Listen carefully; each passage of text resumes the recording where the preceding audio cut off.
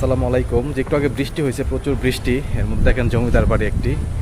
এটা হচ্ছে রাজেন্দ্র কিশোর সরকারি উচ্চ বিদ্যালয়। এটি রাজেন্দ্র কিশোর এবং বরেন্দ্র কিশোর জমিদার ছিলেন। এটা একটা ইতিহাস আছে মূলত, এবং এটি এখন হাই স্কুল হিসেবে ব্যবহৃত হচ্ছে। এটি কিন্তু এরিয়াটা অনেক সুন্দর। প্রচুর বৃষ্টি হয়েছে একটু আগে। এই হচ্ছে জমিদার বাড়িটা।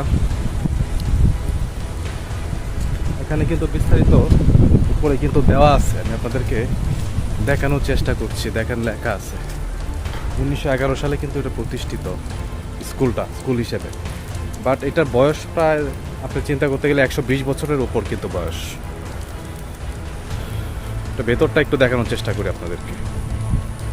দাঁড়ান, আমি ভেতরের দিকে ঢুকি। আচ্ছা, এই দেখেন, এটা হচ্ছে ভিতরে হচ্ছে এরকম অবস্থায় আছে বিল্ডিংটা। হচ্ছে ভেতরের অবস্থা।